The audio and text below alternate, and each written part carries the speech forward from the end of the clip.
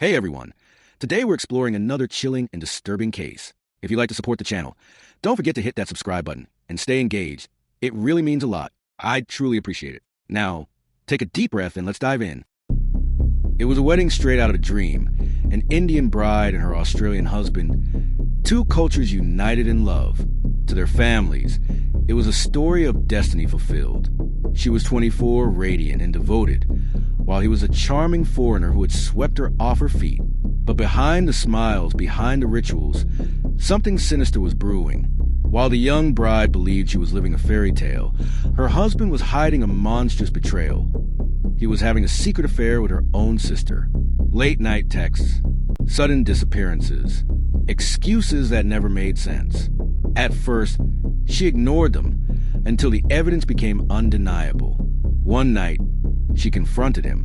What started as a whispered accusation turned into a violent shouting match that neighbors could hear through the walls. And in that moment, he realized, if she exposed the truth, his marriage, his reputation, his double life, it would all come crashing down. But there was something else fueling his rage. Rumors suggest he had recently taken out a large life insurance policy on his new bride. The betrayal wasn't just personal, it was profitable. With the policy in place and a secret affair at risk of being revealed, he decided there was only one way out. The marriage had gone from vows of protection to whispers of murder. Not long after, tragedy struck. The young bride was found beaten to death, her face barely recognizable, her body marked with signs of a violent struggle. The husband's story was inconsistent. His sister-in-law, the alleged mistress, remained eerily silent, and the family, torn apart beyond repair. Police quickly zeroed in on the husband, but just when investigators thought they had the case wrapped up, a shocking twist emerged. Phone records, bank transfers, secret messages, and a trail that pointed to someone else's hands being dirtier than anyone imagined. Was the husband the sole monster in this story? Or did the sister, the bride's own flesh and blood, have blood on her hands too? Detectives arrived at the crime scene and were met with chaos. The bride's body lay broken, the room scattered with signs of a desperate struggle. On the surface, it looked like a case of domestic violence spiraling out of control, but investigators knew better. Something about the scene felt staged. The husband's alibi didn't add up. He claimed he had been away, but CCTV footage placed him within blocks of the house just hours before her death. And then came the chilling detail. His fingerprints were found on the weapon. Police began digging into his financial records and discovered something explosive. Just months before the murder, the husband had taken out a life insurance policy worth over $400,000 on his wife. But there was more. Buried in his phone were hundreds of texts not to another woman across town, but to his wife's own sister.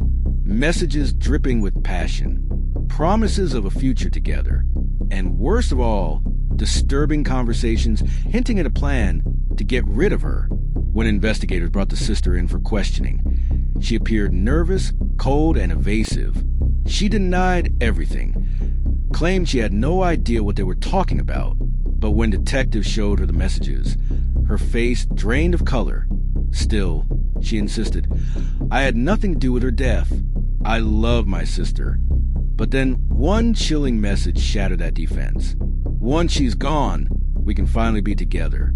No more hiding. No more lies."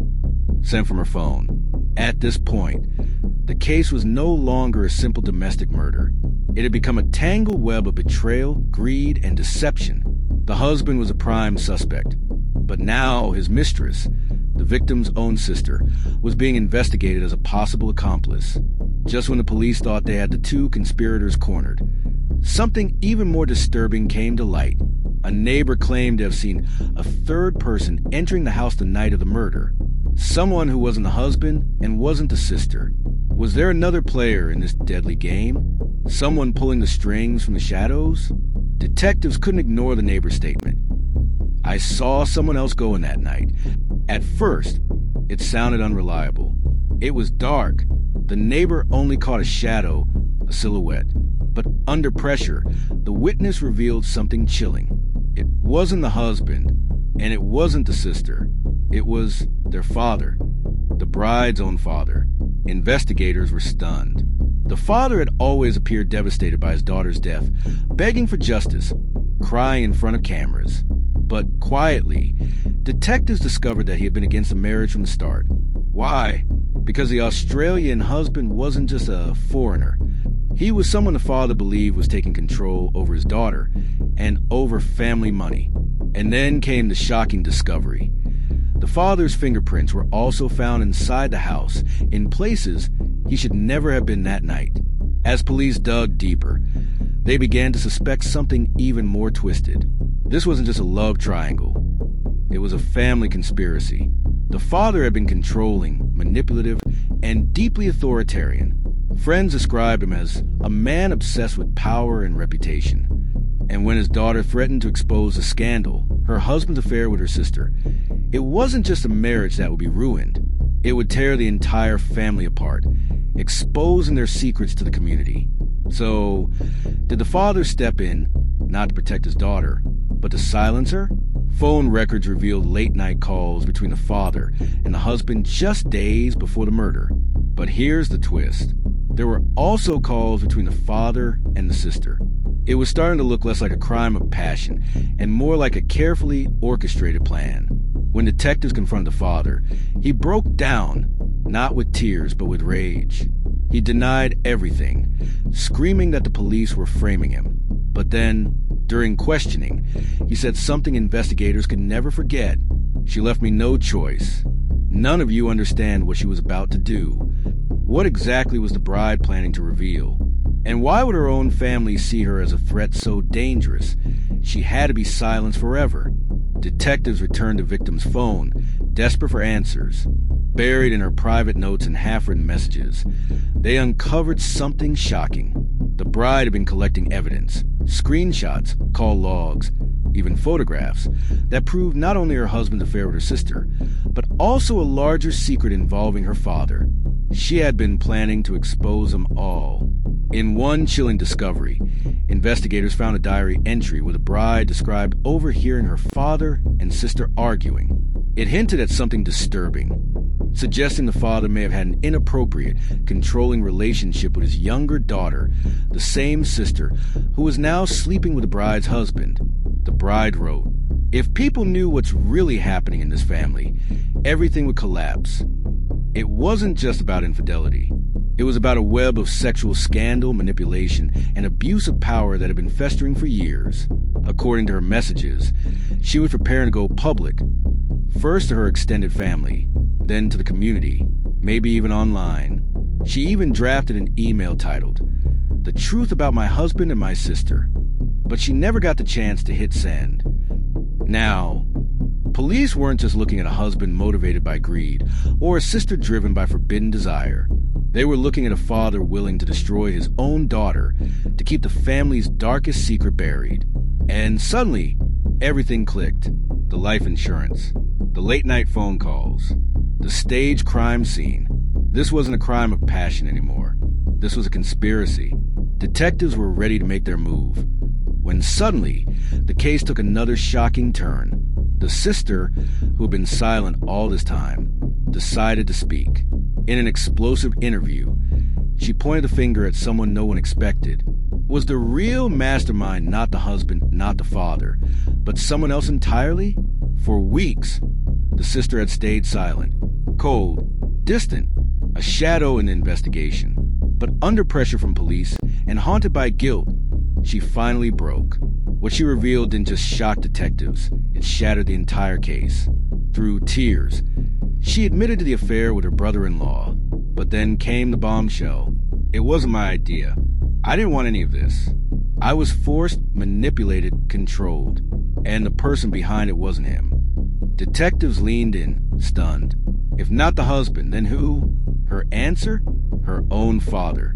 According to her confession, the father had spent years grooming and manipulating her, controlling her choices, isolating her, even encouraging a forbidden relationship with her sister's husband. He allegedly told her that keeping the affair secret would protect the family's reputation. But when the bride threatened to expose everything, the father's tone changed. "If she talks, we all lose everything. Do you understand? She has to be stopped." The sister claimed she never believed he meant murder until it was too late. But this raised a terrifying question. Where did the husband fit into all of this? The sister admitted he knew about the father's manipulation. He had even profited from it, agreeing to the life insurance policy, accepting money, and playing along with the father's plan. Was he a victim too? Or a willing conspirator blinded by greed and lust? Detectives now had a new theory. This wasn't just a murder. It was an orchestrated conspiracy, engineered by a patriarch who used fear, manipulation, and money to bend his family to his will. But before they could move forward with charges, something happened that no one expected. The father's lawyer called the police, requesting a private meeting. At that meeting, the father didn't deny the accusations. Instead, he leaned back, smirked, and said chillingly, "You're chasing the wrong monster. You have no idea who's really pulling the strings. If not the father, then who?" When the father leaned back in his chair and said, "You're chasing the wrong monster," detectives thought it was just another manipulation tactic. But what he revealed next shook the entire case. He claimed the murder was sanctioned, not just by him, not just by the husband, but by someone with far greater influence. According to the father, he had been pressured by a local religious leader, a man revered in the community, to keep family scandals hidden. This leader, respected by hundreds, preaching about purity and honor every week, had allegedly discovered the affair, the manipulation, and the life insurance scheme. Instead of condemning it, he gave the father a chilling ultimatum. "Your daughter will destroy everything if she speaks. Handle it or I will." Detectives struggled to believe it at first, but then bank records surfaced, showing thousands of dollars transferred from the father's account directly to the religious leader. Even more disturbing, text messages between the two men. "She's asking too many questions. Then make sure she doesn't ask anymore." The implication was clear. The father may have executed the plan, but someone else had given the order. When investigators confronted the husband with this new information, his reaction was telling. He broke down, admitting that he, too, had been influenced by the leader, encouraged to marry quickly, pushed to secure the life insurance, even manipulated into believing the murder would be for the greater good. This wasn't just family betrayal anymore. This was religious hypocrisy at its darkest. But the case still had one gaping hole. How exactly was the murder carried out? Who delivered the fatal blows? The father pointed to the husband. The husband pointed to the sister. And the sister? She went completely silent again. As detectives scrambled for answers, forensic testing revealed something no one expected. A strand of DNA found under Bride's fingernails didn't belong to the husband. It didn't belong to the sister. And it didn't belong to the father. So whose DNA was it? When forensic results came back, detectives were floored. The DNA under Bride's fingernails didn't match her husband. It didn't match her sister. And it didn't match her father. It belonged to someone else entirely. After running it through the database, the results returned a match. The DNA belonged to a correctional officer, a man who had no apparent link to the family. But as detectives dug deeper, a disturbing connection emerged. He was a close friend and loyal follower of the religious leader accused of orchestrating the cover-up. This correctional officer had a history of violence, including domestic abuse complaints that mysteriously vanished from official records. He was a perfect enforcer, trained, connected, and invisible in a system designed to protect him. Witnesses later came forward, saying they'd seen a tall man in uniform-like clothing near the bride's home the night she was killed. Nobody thought twice about it at the time. But now, the truth was undeniable. The husband, the sister, and the father may have all been tangled in betrayal, but the fatal blow came from a man hired to do the dirty work. Why would a correctional officer risk everything to kill a young bride? Detectives believed he was paid, both in money and in influence. Records showed cash deposits into his account days after murder, traced back to the father's bank. But investigators suspected there was more. Whispers in the community suggested the officer was also romantically involved with the sister at one point, and may have been promised a future with her if the bride was out of the way. Just when detectives thought they had solved it, a disturbing realization surfaced. Yes, the officer carried out the killing. Yes, the father financed it. Yes, the husband and sister were complicit. But there was still one unanswered question. Why was a religious leader so desperate to silence the bride? As the trial loomed, prosecutors revealed they had uncovered a sealed document, something the bride had been preparing to expose. It wasn't just about an affair. It wasn't just about family greed. It was about a secret involving the religious leader himself, one that could destroy his entire empire. What truth did the bride uncover that made her death inevitable? Courtrooms were packed.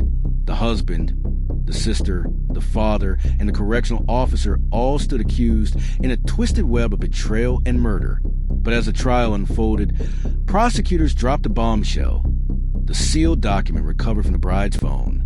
It contained evidence of systematic abuse, corruption, and sexual exploitation, directly tied to the religious leader who had orchestrated the cover-up. The bride had uncovered far more than a love affair. In her notes, she detailed suspicious financial records, linking the religious leader to her father. She described strange late-night meetings between her sister and the leader. And most horrifying of all, she hinted that the leader had preyed on vulnerable women in the community, using his power, his influence, and his spiritual authority to silence them. The bride wasn't just going to expose her husband's betrayal. She was going to blow open a scandal that would have destroyed an entire institution.